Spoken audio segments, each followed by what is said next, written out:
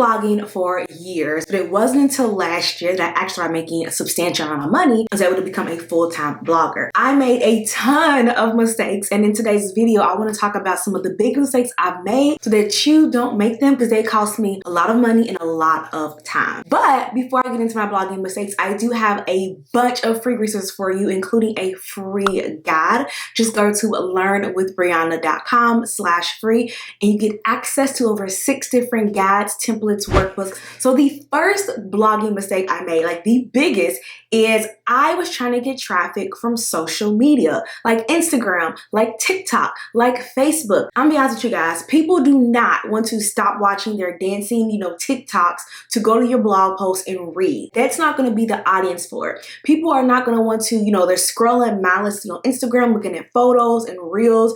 They're not gonna wanna go all the way to your profile, click on a link in your bio, then click on the blog post and read the blog post. They don't want to read when in reality they're not reading now. They're actually watching videos. So that's one of the biggest mistakes I made, is trying to rely on social media to bring in traffic. It just didn't work for my niche, just didn't work for my audience. So now I really focus on Google SEO and then Pinterest.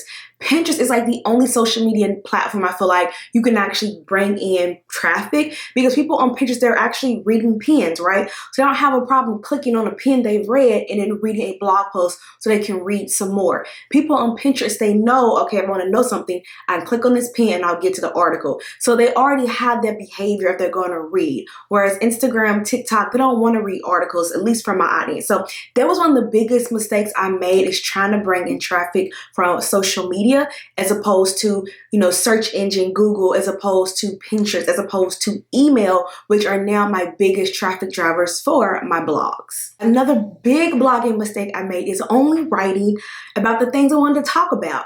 Here's the thing, like if you want to make money as a blogger, you have to solve a problem that people are searching for and a problem people actually want to have resolved. So me having a blog post, the 3 things I ate today, it doesn't really do anything if my audience doesn't care. Now, granted, if I was Beyonce, or maybe, I was a vegan and I talked about vegan stuff, maybe people would be more interested in it. But just having a blog post what I ate today, when, my niche is in beauty and fashion, it makes no sense. People really don't care. When it comes to being a blogger, you have to write stuff that people are searching for. If people are searching for, 3 ways to wear boots, then instead of saying, my outfit of the day kind of blog post, shift that to be 3 ways to style thigh-high boots. Somebody's searching for that. Okay, I feel like writing about blue jeans today, so I'm going to write about why I love blue jeans. Like, that doesn't really work. You have to meet people in the middle. If someone's searching the best blue jeans for pear-shaped figures, then you should be writing about that if you are a pear shape.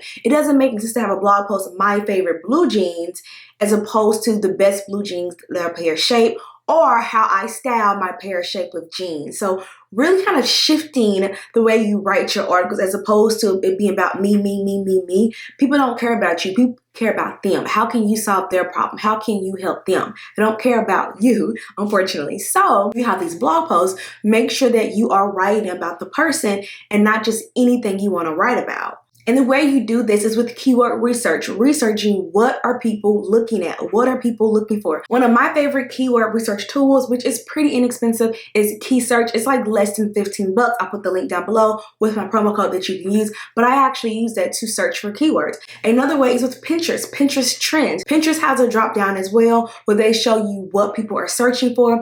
Pinterest Trends will show you what's trending, like really searching what are people looking for, and then how can I meet those people in the middle. If someone's on Pinterest searching for the best lipsticks for olive skin tones, your article should be the best lipsticks for olive skin tones, not how I rocked MAC Fuchsia Red today. You know what I'm saying? Like, nobody's Googling how I rocked MAC Fuchsia Pink lipstick. Nobody's like Googling that. So meeting people in the middle, where you're not just talking about anything you want to talk about, but also talking about things people are actually searching for, and maybe intertwining both of those things together. And next mistake that I made was only focusing on what I wanted to write about and not focusing on the user, not focusing on solving a problem, whether that is information, education, entertainment. Another blogging mistake I made that did not bring me any money was focusing on web design. I wanted to have the nicest blog, the prettiest blog, special effects. Like I wanted this gorgeous blog layout. But unfortunately, when it comes to blogging, it is not about the design, it is about the speed. That is why you see a lot of blogs and they're pretty ugly. And that's because you can't really focus on the design of your blog if it's going to take away from the page speed. Google cares a lot about page speed, and honestly, people do as well. Nobody's going to go to your blog and it takes 10 minutes for your blog to download and for the images to download. That's too long. I was focusing a lot on, oh, I want to have this beautiful logo, and oh, I want to have this gorgeous web design and 50 plugins, and all those things just slowed down my website and slowed down my blog. If your blog loads super slow, Pinterest and Google, they're not going to recommend your blog because they're going to see people clicked on your blog and then they clicked right back out. They're going to say, okay, this blog post must not be a good blog post, because from our data, we're seeing people click on this article, they click right back out. And people are going to click on your article and click right back out. If they click on it and it's taking a really long time for things to load, people will get impatient and they'll click out of it. So by trying to focus on the best website, if it's not optimized for speed, is a waste of money, and it's really going to cost you, and it costs me a lot. Instead of focusing on what does my blog look like and is it this very pretty layout, I need to be focusing on actually doing the work, writing the articles, having Pinterest pins for it, building my email list. Focusing on your web design is a waste of time because people don't care about your design, especially when majority of your traffic may come from mobile. People don't care how cute your blog is. They want their question answered. People want their question answered, and they want the speed to load fast, and they want to be able to get to the answer as quickly as possible. They don't want to have to wait 5 minutes for your website to load. So by focusing on your web design, you could be wasting money with your blog. Instead of focusing on what does my blog look like, focus on producing high quality blog content. And then another blogging mistake I made is not having a clear strategy. I was not able to hit 4-figure months in ad revenue, 4-figure months in affiliate revenue from my blogs until I had a strategy.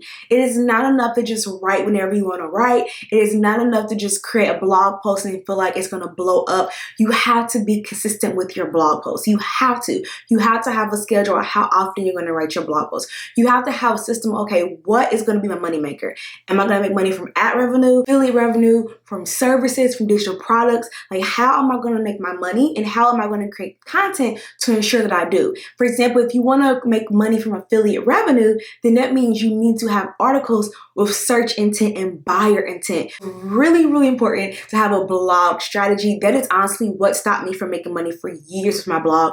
I was probably making like $25 a month with my blog for the longest until I got intentional with my blog. I got consistent with my blog, and I got strategic with my blog. And I do share my entire blogging strategy, which has helped me become a full-time blogger, as well as helped others to help make their income with blogging. I do share all of that in my course, Bankable Blogging, which I will link down below for you. So in my next video, I'm going to be talking about some things you do not need and your blog does not need to be profitable. So go ahead and check out that video next. Bye guys.